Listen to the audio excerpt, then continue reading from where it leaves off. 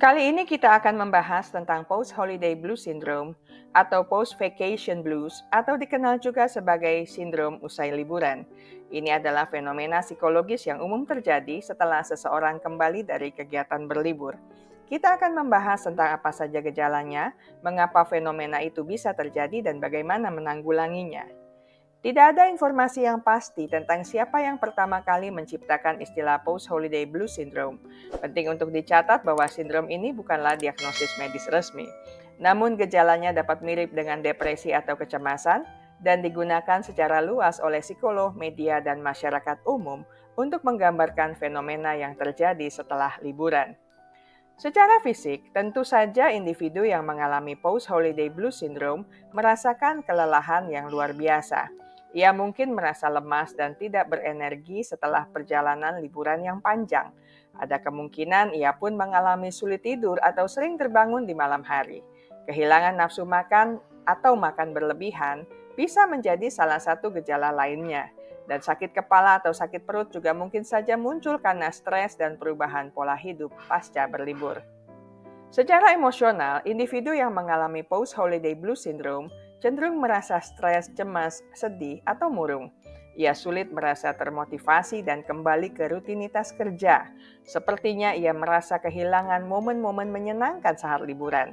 Ia pun cenderung merasa tertekan dengan kembali bekerja atau sekolah dan khawatir dengan tanggung jawab atau penyelesaian tugas yang menumpuk.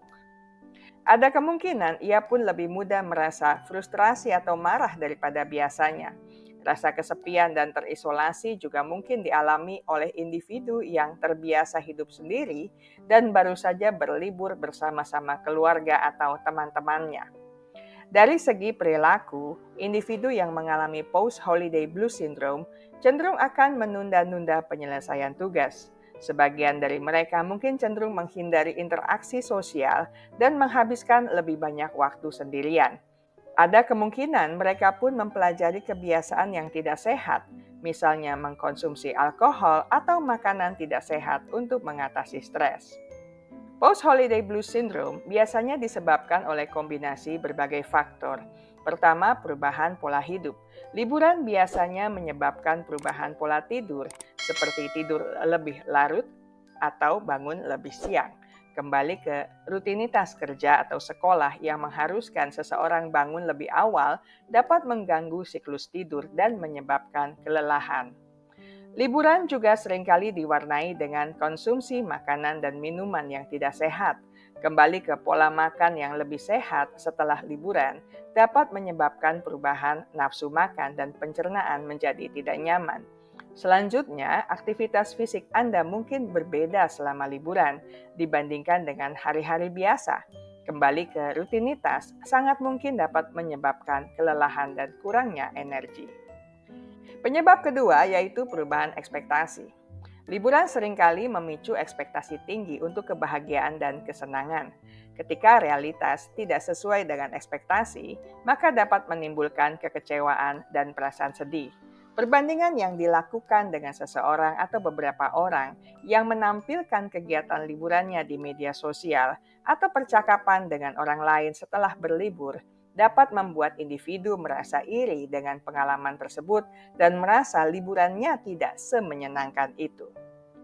Penyebab ketiga yaitu kesulitan keuangan.